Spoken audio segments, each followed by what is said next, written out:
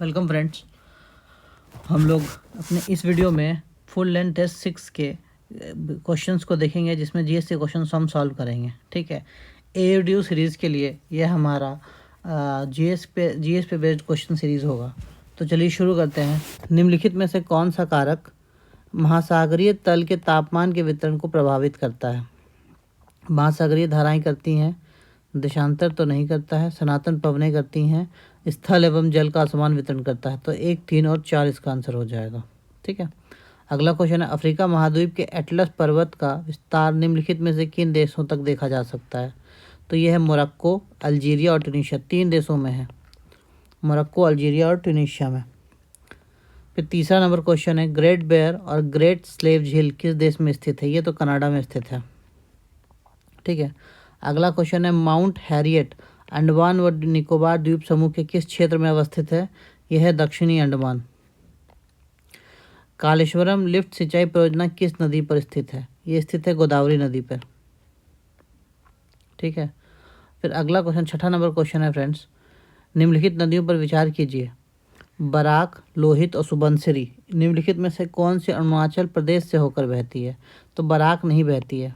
ठीक है, बराक वहाँ नहीं, नागालैंड मिजोरम में बहती हुई बांग्लादेश में घुस जाती है। लोहित और सुबनसिरी बहती है। 2 और 3 इसका आंसर हो जाएगा। अगला क्वेश्चन है, पृथ्वी के क्रस्ट में पाए जाने वाले तत्वों के प्रतिशत के मान के आधार पर घटते हुए क्रम में सजाएं। सबसे अधिक तो ऑक्सीजन होता है, उसके बाद सिलिकॉन होता है, ये तो आपको पता होगा। सबसे ऑक्सीजन और फिर सिलिकॉन, तो 1 और 2 होगा। पहले तो 1 2, फिर उसके बाद फिर एल्यूमिनियम होता है और फिर लोहा होता है। ठीक है, तो 1 2 3 और 4 हो जाएगा आंसर। निम्नलिखित में से आग्नेय चट्टानों के संबंध में कौन सा कथन असत्य है? असत्य है, क्या निकालना है? असत्य। आग्नेय चट्टान की उत्पत्ति मैग्मा के जमाव के कारण हुई है। हाँ, ये तो सही स्टेटमेंट है। इन चट्टानों से काली मिट्टी का निर्माण होता है। हाँ, ये भी सही है। आग्नेय चट्टानों में जीवाश्म पाए जाते हैं। नहीं, अवसादी चट्टानों में या सेडिमेंट्री रॉक जिसको कहते हैं उसमें जीवाश्म पाए जाते हैं। आग्नेय चट्टानों में जीवाश्म नहीं पाए जाते हैं। तो ये कथन असत्य है। ठीक है, अगला क्वेश्चन है, सूची 1 को सूची 2 से सम्मिलित कीजिए और नीचे दिए गए कोड की सहायता से सही उत्तर का चुनाव कीजिए। देखिए, झेलम निकलता है, उद्गम स्थान बताना है। झेलम निकलता है वेरीनाग झरना से। ठीक है, सतलुज जो है ये निकलता है मानसरोवर लेके राक्षस ताल झील के पास से। ब्यास कुंड से। और रावी निकलती है रोहतांग दर्रे के पश्चिम से। तो 1 2 3 4 मतलब सीधा सीधी इसका मिलाप है। ठीक है, फिर अगला क्वेश्चन है फ्रेंड्स, क्वेश्चन नंबर 10, निम्नलिखित विशेषताएं किस नदी के संदर्भ में कही गई हैं? यह ब्रह्मगिरी पहाड़ियों से निकलती है। ठीक है, देखिए ब्रह्मगिरी पहाड़ियों से निकलती है, तो सीधा सीधा आपका कावेरी हो गया इसमें। इसका अववाह क्षेत्र केरल, कर्नाटक और तमिलनाडु में पड़ता है, ये भी है। इसकी सहायक नदी में हेमावती, अर्कावती और सुवर्णवती है। ये आंसर है कावेरी नदी। असत्य कथन चुने। घर्षण 2 संपर्क पृष्ठों के बीच आपेक्षिक गति का विरोध करती है। हाँ, ये बात सही है। घर्षण बल संपर्क बल का संपर्क पृष्ठों के उभयनिष्ठ स्पर्श रेखा के अनुदिश घटक है। ये भी बात सही है। स्थैतिक घर्षण समुपस्थित आपेक्षिक गति का विरोध करता है। हाँ, करता है। और ये सदैव पृष्ठों के संपर्क क्षेत्रफल पर निर्भर करता है। नहीं, संपर्क क्षेत्रफल निर्भर नहीं करता है, ये गलत स्टेटमेंट है। तो असत्य कथन यही हो गया। 3 प्रतिरोधक 2, 3 और 4 ओम के श्रेणीबद्ध संयोजित किया जाता है। यह ईएमएफ 10 वोल्ट के स्रोत से जोड़ा जाता है। प्रत्येक प्रतिरोधक के बीच विभव का पोटेंशियल क्या है? ठीक है, तो ओवरऑल देखा जाए तो श्रेणीबद्ध से है, तो R बराबर R इक्विवेलेंट में कितना हो जाएगा? वो हो जाएगा R1 + R2 + R3, तो 2 + 3 + 4 ओम जो का तो 4 3 7 2 9 ओम। ठीक, तो अब करंट कितना आ जाएगा आपका? करंट जो I है कितना हो जाएगा? देखिए, V = IR होता है, तो I = BR हो जाएगा। B कितना है? 10, तो 10/9 ये हो जाएगा। ठीक है, आपका करंट मोटा मोटी ये मतलब ये करीबन 1.111 ऐसे जाएगा। ठीक है, 1.11 के राउंड होगा। तो आपसे पूछ रहा है कि प्रत्येक प्रतिरोधक के बीच का पोटेंशियल क्या होगा। V equals to I R होता है, ठीक है। आई आपका निकल गया 1.1, 1.1 और गुने 2 ओम, 1.11 कर लीजिए इसको, 1.11 इंटू 2 ओम, तो 2.22 हो जाएगा पहला। दूसरा क्या हो जाएगा, इंटू 1.11 इंटू 3, तो 3.33 हो जाएगा, 2.22 हो जाएगा, और 1.11 इंटू 4 इक्वल्स टू 4.44 ओम हो जाएगा, ठीक है। तो आपका आंसर ये हो जाएगा बी नंबर। अगला क्वेश्चन, एक पतले अभिसारी लेंस की फोकस दूरी बैंगनी प्रकाश के लिए f है, ठीक है। यदि बैंगनी प्रकाश के स्थान पर लाल प्रकाश को प्रयुक्त करता है तो फोकस की दूरी पर क्या प्रभाव पड़ेगा। देखिए, जो लाल प्रकाश है ना, लाल प्रकाश के लिए क्या होता है, तरंग दैर्घ्य जो होता है वो अधिक होता है, ठीक है। तो जब बैंगनी प्रकाश के लिए f है तो लाल प्रकाश के लिए फोकस दूरी क्या होगा, बढ़ जाएगा, ठीक है। अगला क्वेश्चन है, जब किसी द्रव का ताप बढ़ाया जाता है तो इसका पृष्ठ तनाव क्या होता है, ये घट जाता है, ठीक है। 3 तारों का द्रव्यमान 1:3:5 के अनुपात में है एवं उनकी लंबाइयाँ 5:3 के 1 के अनुपात में है। उनकी प्रतिरोधों का अनुपात क्या है, ठीक है। तो R is directly proportional to L²/m है, होता है, ठीक है, आपको ये पता होगा। तो देखिए, पहले तार के लिए क्या हो जाएगा, तो L²/m है, तो आप पहला इस्टू दूसरा इस्टू तीसरा करिएगा तो L² क्या है, यहाँ पे ये है L, तो 5 का स्क्वायर डिवाइडेड बाई m का क्या है 1, इस्टू दूसरे का क्या हो जाएगा 3 का स्क्वायर अपॉन 3, तीसरे का क्या हो जाएगा 1 का स्क्वायर अपॉन 5, और 25:9/3:1/5 ये लिख सकते हैं। क्या हो जाएगा 25, इसको इधर लिखते हैं 3:1/5, ठीक है। अब 5 से सबको गुना कर दीजिए तो ये हो जाएगा 125, ये 3 गुना करेंगे तो 15, और ये 5 से गुना करेंगे तो 5 कट जाएगा, ये 125:15:1 आपका ये आंसर हो जाएगा, ठीक है। यदि कोई तारा पृथ्वी से दूर जा रहा है तो पृथ्वी पर बैठा निरीक्षक तारे से प्राप्त प्रकाश के संबंध में क्या अनुभव करेगा। देखिए, ये डॉपलर इफेक्ट का क्वेश्चन है, डॉपलर इफेक्ट, ठीक है। तो उसमें क्या होता है कि जैसे अगर कोई दूर जा रहा है ना तो उसके तरंग दैर्घ्य में वृद्धि होती है, और लेकिन ऊर्जा में कमी होती है, ऊर्जा में क्या होती है, कमी हो जाती है। और अगर कोई नज़दीक आ रहा है तो इसके तरंग दैर्घ्य में कमी हो जाती है और ऊर्जा में वृद्धि हो जाती है, ठीक है। एक अगला क्वेश्चन, एक आवेशित कण v वेग से भी चुंबकीय पदार्थ क्षेत्र में गतिमान है, कण पर लगने वाले बल अधिकतम बल कब होगा, ठीक है। तो इसका आपको पता है F इक्वल्स टू क्या होता है, QV साइन थीटा, ये होता है, ठीक है।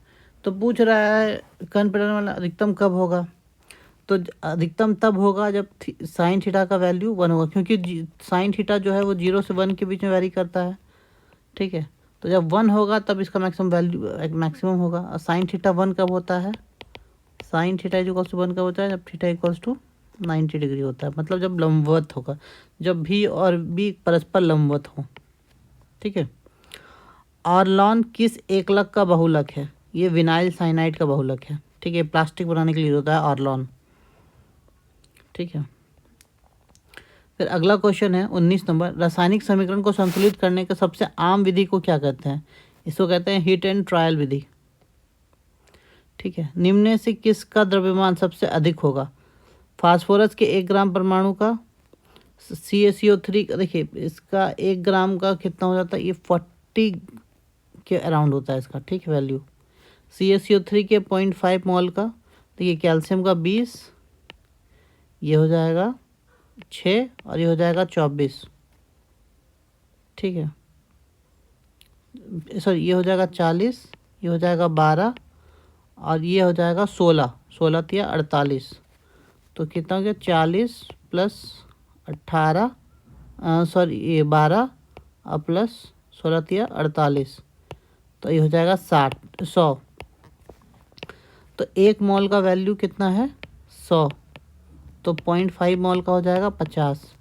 अब H2O के 10 मोल का देखिए, H2O के 1 मोल का कितना है, 1 मोल का है 18, तो 10 मोल का हो जाएगा, देखिए 18 होगा ना, ऑक्सीजन का 16 और हाइड्रोजन का 2, तो 1 मोल का 10 मोल का 18 है, ठीक है। 1 मोल का 18 है तो 10 मोल का 180 हो जाएगा, ठीक है। आपका आंसर सी हो जाएगा। अगला क्वेश्चन है, अवोगाद्रो संख्या क्या है? तत्व के 1 ग्राम परमाणु में परमाणुओं की संख्या, ये सही है। एनटीपी पर मिलीलीटरों की संख्या जो गैसीय पदार्थों के मोल 1 मोल द्वारा आधारित की जाती है, ये गैसीय पदार्थों के लिए ये डेफिनेशन है। और एक पदार्थ के 1 ग्राम लीटर द्रव्यमान में उपस्थित अणुओं की संख्या जो लिक्विड में फॉर्म में है उनके लिए ये डेफिनेशन होती है अवोगाद्रो नंबर की। तो प्रयुक्त में एक सही, तीनों ही स्टेटमेंट सही है, ठीक है। अगला क्वेश्चन है, अंतर हाइड्रोजन यौगिकों क्लोरीन F3, BrF3, IF7 और IF5 की अभिक्रियाशीलता की सही घटता क्रम क्या है? ठीक है, तो आपको पता है कि विद्युत ऋणात्मकता क्या होता है, विद्युत ऋणात्मकता जितनी बढ़ती है उतनी ही अभिक्रियाशीलताशील भी बढ़ती है, ठीक है। तो इसका सही क्रम क्या हो जाएगा, क्लोरीन F3, फिर BrF3, फिर IF7 और फिर IF5, ये आंसर हो जाएगा, ठीक है। अगला क्वेश्चन है, यौगिक CH3, ये इसका नाम क्या है? तो देखिए 1 2 3 4 5, तो क्या हो गया, पेंटीन हो गया ये, और यहाँ पर डबल बॉन्ड पेंटीन हो गया, और 3 पर ये लगा हुआ है, तो 3 मिथाइल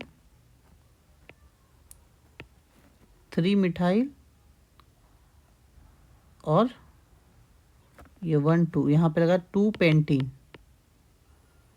ये हो जाएगा 3 मिथाइल 2 पेंटीन। अगला क्वेश्चन, उत्तक क्या होता है? उत्तक वैसी कोशिकाओं को कहते हैं जो समूह में मूल रूप से दिखने में और कार्य करने में समान होती हैं, ठीक है। तो देखिए, वे कोशिकाएं का समूह जो मूल रूप से समान होती है परंतु दिखने और कार्य करने में भिन्न होती है, नहीं। वैसी कोशिकाओं का समूह जो मूल रूप से देखने में और कार्य करने में समान होता है, हाँ ये होता है। वैसी कोशिकाओं का जो मूल रूप से दिखने में और कार्य करने में भिन्न होती है, नहीं, ये भी नहीं है। मनुष्य के कपाल में कितनी हड्डियां हैं? ये तो 22 हड्डियां होती हैं। अगला क्वेश्चन है, कौन सा कोशिका अंगक कोशिका के अंदर विषैले पदार्थ एवं औषधि को आविष रहित करने में मुख्य भूमिका निभाता है? ये निभाता है चिकनी अंतः प्रद्रव्यी चालिका, जिसको ER कहते हैं, ठीक है।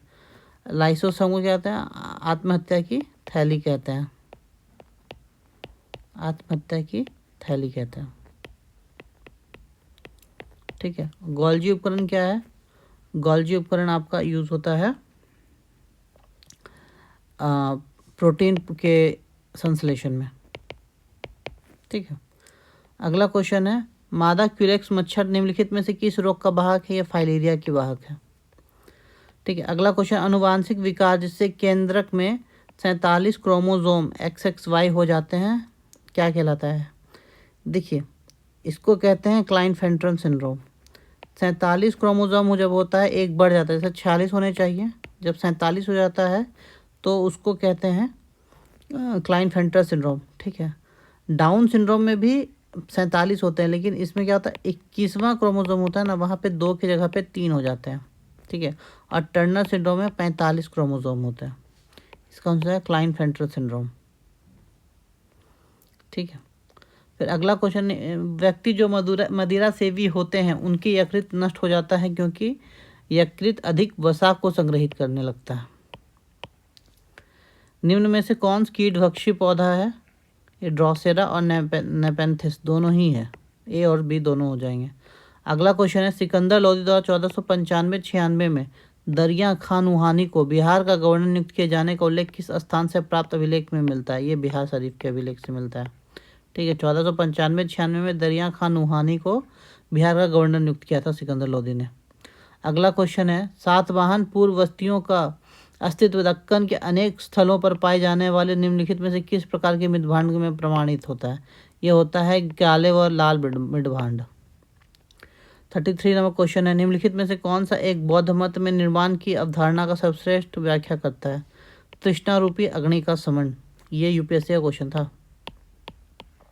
यूपीएससी पीडीए क्वेश्चन है ये। 1740-48 के मध्य यूरोप में चला ऑस्ट्रियाई उत्तराधिकार का युद्ध किन यूरोपीय शक्तियों के मध्य हुआ था? ये तो फ्रांसीसी और अंग्रेजों के मध्य हुआ था। अगला क्वेश्चन है, लॉर्ड कॉर्नवालिस ने बंगाल में जमींदारी व्यवस्था को लागू किया? हाँ, किया। लॉर्ड कॉर्नवालिस ने ही किया था। अगला स्टेटमेंट है, लॉर्ड मायो के समय भारत में पहली बार जनगणना करवाई गई थी? हाँ, सही है, 1872 में करवाई गई थी सबसे पहले। तो कौन सा कथन सही है? दोनों ही स्टेटमेंट सही है। फिर अगला क्वेश्चन है, राजसी अधिनियम उपाधि अधिनियम कब पारित हुआ था? तो इसको कहते हैं रॉयल्स टाइटल एक्ट। ये पारित हुआ था 1876 में, और 1 जनवरी 1877 को जो ब्रिटिश की महारानी थी उनको भारत की साम्राज्य घोषित कर दिया गया था। अगला क्वेश्चन है, बिहार साम्राज्य के महानतम शासकों में से एक कृष्णदेव राय के दरबार में अष्टदिग्गज कौन थे? ये अष्टदिग्गज कौन थे? ये तेलुगु भाषा के 8 प्रमुख विद्वान थे। ठीक है, तेलुगु भाषा के 8 प्रमुख विद्वान। अगला क्वेश्चन है, मुगल सम्राट द्वारा अंग्रेजी ईस्ट इंडिया कंपनी को दीवानी अधिकारिता किस तिथि को प्रदान की गई थी? देखिए 1700, जब इलाहाबाद ये आपका 1765 के राउंड हुआ था, और इसका आंसर हो जाएगा 12 अगस्त 1765 को। फिर अगला क्वेश्चन है 39, निम्नलिखित घटनाक्रमों को कालानुक्रमणानुसार सही रूप में प्रदर्शित करें। वास्को डिगामा की दूसरी भारत यात्रा, देखिए पहला 1498 में हुआ था और दूसरा हुआ था 1502 में। ठीक है, अंग्रेजी व्यापारी मिल्डन हॉल की भारत यात्रा, ये थी 1599 में। अंग्रेजी ईस्ट इंडिया कंपनी की स्थापना, ये थी 1600 में। और फ्रांसीसी ईस्ट इंडिया कंपनी की स्थापना, ये थी 1664 में, सबसे लेट। और डेनिश ईस्ट इंडिया कंपनी की स्थापना ये हुई थी 1616 में।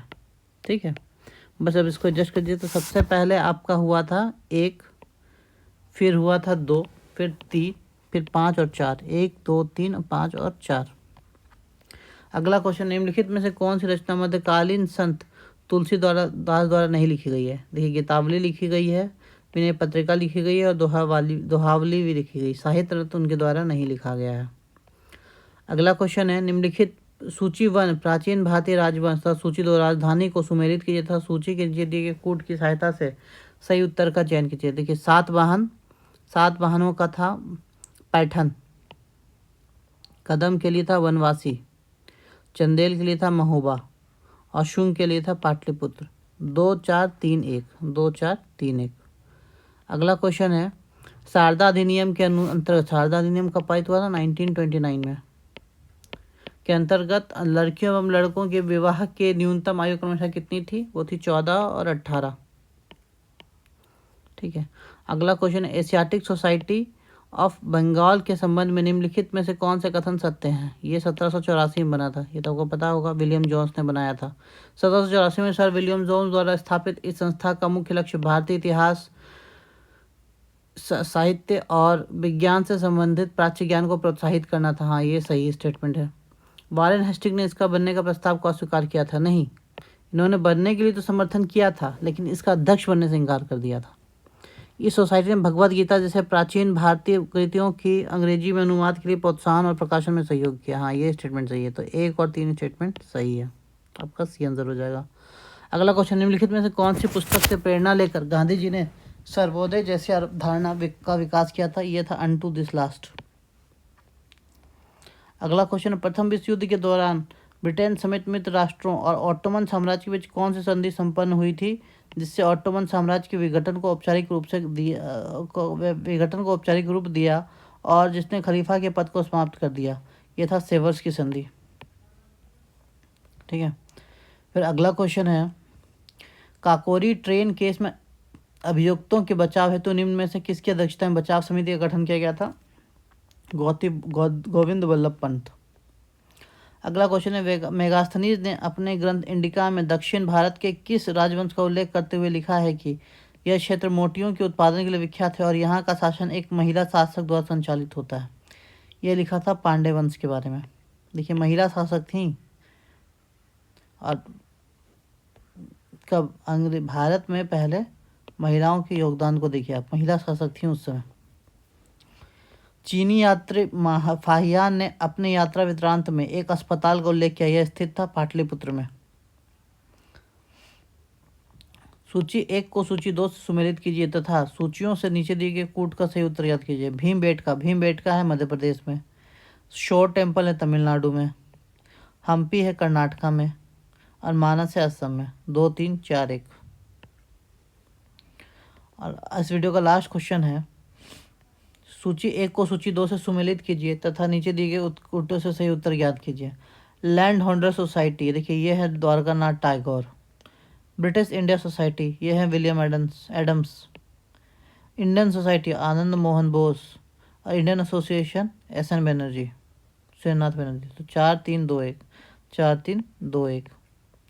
तो फ्रेंड्स इस तरह हमने इस वीडियो में 50 क्वेश्चन सॉल्व किए हैं। अगले वीडियो में हम आगे के 50 क्वेश्चन सॉल्व करने की कोशिश करेंगे।